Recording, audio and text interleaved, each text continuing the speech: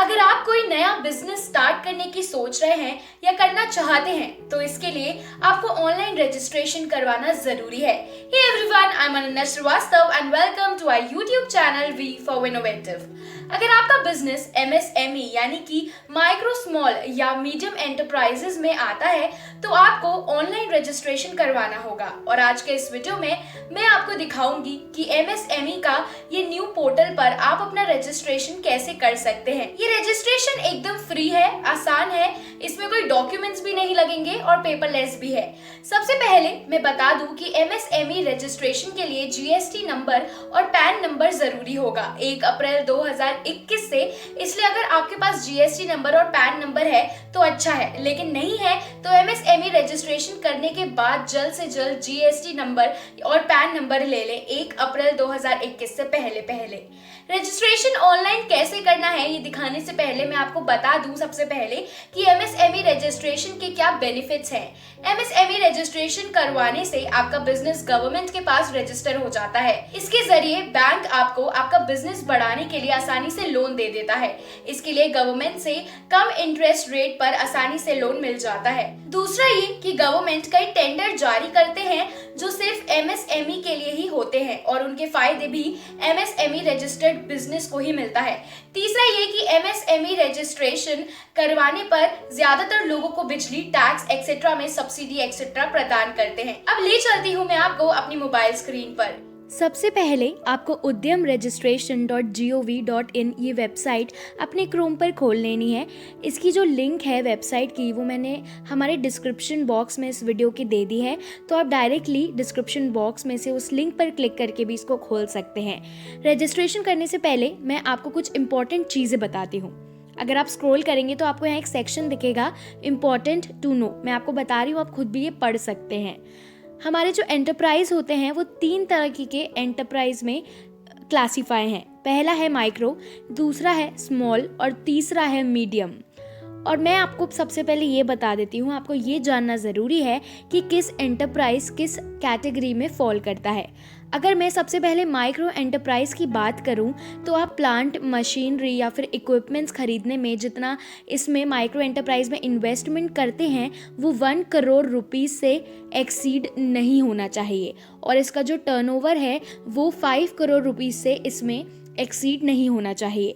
Small enterprise की मैं बात करूं तो जो आप इन्वेस्टमेंट करते हैं प्लांट, मशीनरी और इक्विपमेंट्स खरीदने में वो 10 करोड़ रुपीस से एक्सीड नहीं होना चाहिए और 50 करोड़ रुपीस का जो टर्नओवर है उससे ज़्यादा एक्सीड नहीं होना चाहिए। अगर मैं मीडियम एंटरप्राइज की अब बात करूं तो जो इन्वेस्टमेंट आप कर रहे हैं प्लांट, मशीनरी या फिर इक्विपमेंट्स को खरीदने में वो 50 करोड़ रुपीस से एक्सीड नहीं होना चाहिए और टर्नओवर जो है वो 250 करोड़ रुपीस से ज़्यादा एक्सीड नहीं होना चाहिए। अब मैं आपको बताती हूँ कि इसमें आपको रजिस्ट्रेशन कैसा करना है। ऊपर स्क्रॉल करेंगे तो यहाँ आपको दिख रहा है for new entrepreneurs who are not registered yet as MSME और दोज विथ EM सेकेंड, आप इस पर क्लिक कर देंगे। अब आपको अपना आधार नंबर यहाँ एंटर करना है और नेम ऑफ एंटरप्रेन्योर आपको डालना है, उद्यमी का नाम जो आपके आधार कार्ड में जिस आधार कार्ड का आप नंबर डाल रहे हैं उसमें जो नाम लिखा है वैसे एज इट इज़ डालेंगे। डालने के बाद कंसेंट देंगे, वैलिडेट एंड जनरेट OTP पे क्लिक कर देंगे। अब देखिए जो 1 टाइम पासवर्ड जो OTP है वो आपके रजिस्टर्ड मोबाइल नंबर पे ऑलरेडी सेंड हो गया है। यहाँ आपको अपना बस OTP डालना है और वैलिडेट पे क्लिक कर देना है। अब देखिए आपका जो आधार है वो सक्सेसफुली वेरीफाइड हो गया है। अब इसके आगे पैन वेरिफिकेशन आपको करना है तो इसमें आपको टाइप ऑफ ऑर्गेनाइजेशन डालना है। इसको जब आप क्लिक करेंगे तो इसमें बहुत सारे ऑप्शंस हैं। पहला है प्रोप्रिएटरी, इसका मतलब है एकल स्वामित्व। इसका मतलब है अगर आप अकेले अपना संगठन या ऑर्गेनाइजेशन खोल रहे हैं, किसी तरह का बिजनेस खोल रहे हैं तो आपको प्रोप्रिएटरी पे क्लिक करना है। फिर है इसमें बहुत सारे ऑप्शंस हैं, Hindu undivided family, partnership, cooperative, private limited company, public limited company, self help group, limited liability partnership, society, trust या फिर अदर। तो फॉर एग्जाम्पल मैं प्रोप्रिएटरी पे यहाँ क्लिक कर दूंगी। 4th ऑप्शन है do you have a pan. इसमें अगर आपके पास पैन नंबर, पैन कार्ड है तो आप येस करेंगे, नहीं है तो आप नो करेंगे। जब आप येस पे क्लिक करेंगे तो यहाँ आपसे आपका पैन नंबर मांगा जाएगा, आपको कंसेंट देना है और वैलिडेट पैन पे क्लिक कर देना है। अब आप यहाँ देखेंगे कि मेरा पैन नंबर सक्सेसफुली वेरीफाइड हो गया है। यहाँ पूछा जा रहा है कि have you filled the ITR for previous year. अगर आपने किया है तो येस करेंगे, नहीं किया है तो नो पर क्लिक करेंगे। फिर यहाँ पूछा गया है कि क्या आपके पास GST है। अगर है तो येस पे क्लिक करेंगे, नहीं है तो नो पे क्लिक करेंगे। मैं आपको यहाँ एक चीज़ बता दूँ कि जब मैं आगे आपको और दिखाऊंगी तो वहाँ एक ऑप्शन आएगा कि आपको अपने ऑर्गेनाइजेशन का एड्रेस डालना पड़ेगा। अब मैं आपको एक चीज़ बता दूँ कि अगर आपके पास GST नहीं है तो GST, मैंने आपको शुरुआत में बताया था, मैं आपको फिर से बता रही हूँ कि GST मैंडेटरी हो जाएगा 1 अप्रैल 2021 से। तो जब आप GST बनवाएंगे तो उसमें आपका जो एड्रेस आपने लिखा होगा, एड्रेस जो आपने डाला होगा, वो ऑटोमेटिकली आपके ये MSME रजिस्ट्रेशन में ऑटोमेटिकली आ जाएगा। तो अगर आपके पास GST नहीं है तो प्लीज़ बनवा लीजिए। अब आपको यहाँ अपना मोबाइल नंबर डालना है, ईमेल ID डालनी है। आप नीचे स्क्रॉल करेंगे तो यहाँ आपकी सोशल कैटेगरी पूछी जाएगी। अब जनरल है तो जनरल डालें, SC है, ST है या OBC हैं, अपने हिसाब से इस पर क्लिक कर दीजिएगा।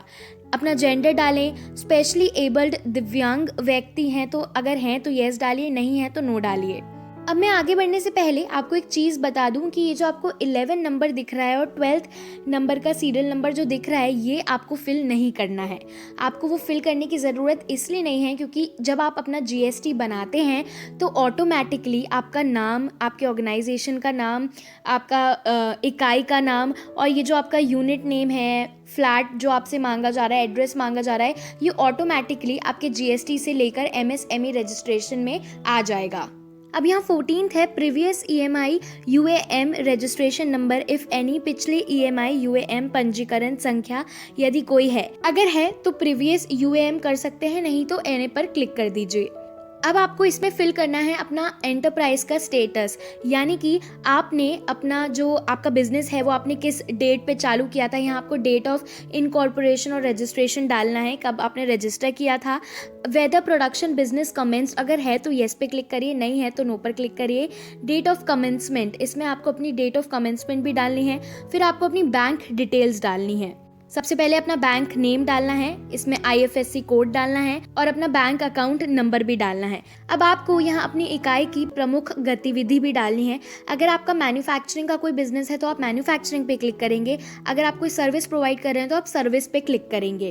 अब आपको यहाँ अपना NIC कोड फॉर एक्टिविटी देना पड़ेगा। अब इसके 2 तरीके हैं। पहला ये कि जहाँ लिखा हुआ है सर्च NIC कोड, आप यहाँ डायरेक्ट जो आप सर्विस प्रोवाइड कर रहे हैं वो डाल सकते हैं। नहीं तो आप चूज 2 डिजिट NIC कोड जो आपको दिख रहा है उस पर क्लिक करेंगे तो यहाँ पूरी लिस्ट आ जाएगी कि किस तरह की सर्विस आप प्रोवाइड करना चाहते हैं। फॉर एग्जाम्पल मैंने डाल दिया अकोमोडेशन।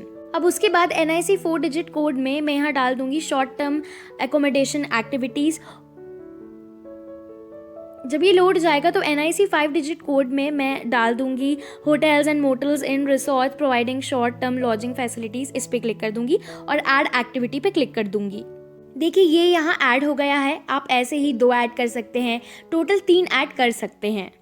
अब आपको यहाँ डालना है कि नंबर ऑफ पर्सन्स एम्प्लॉयड, यानी कि आपने अपने सर्विस में कितने लोग काम करते हैं। तो अगर कोई मेल है तो मैं 0 डाल देती हूँ, अगर कोई फीमेल है तो मैं 1 डाल देती हूँ, अदर्स में भी मैं 0 डाल देती हूँ। तो देखिए यहाँ टोटल आ जाएगा खुद ब खुद 1। अब यहाँ आपको फिल करना है investment in plant and machinery OR equipment. यहाँ आपको अपनी रिटर्न डाउन वैल्यू डालनी है और सेकंड में आपको अपना exclusion of cost of pollution control research and development and industrial safety devices during 2018 and 19, आपके जो सर्विसेज का जितना भी कॉस्ट आया है वो यहाँ आपको फिल करना है। उसके बाद यहाँ आपको अपने बिजनेस के हिसाब से, चाहे वो माइक्रो हो, स्मॉल हो या मीडियम है, उसमें से आपको यहाँ अपना टर्नओवर भी फिल कर देना है। जब आप ये दोनों फिल कर देंगे A और B तो नेट टर्नओवर खुद ब खुद निकल के आ जाएगा। फिर है are you interested in getting registered और गवर्नमेंट E-मार्केट पोर्टल। आप इंटरेस्टेड हैं तो येस पर क्लिक करिए, नहीं है तो नो पर क्लिक करिए। फिर है are you interested in getting registered on TREDS portals. अगर आप इंटरेस्टेड हैं तो येस पे क्लिक करिए, नहीं है तो नो पर क्लिक कर दीजिए। उसके बाद अपना डिस्ट्रिक्ट स्टेट इंडस्ट्री सेंटर जो आपका डिस्ट्रिक्ट है वो आप यहाँ डाल दीजिए, कंसेंट दीजिए और submit and get final OTP पर क्लिक कर दीजिए। इसके बाद ये सक्सेसफुली सबमिट हो जाएगा।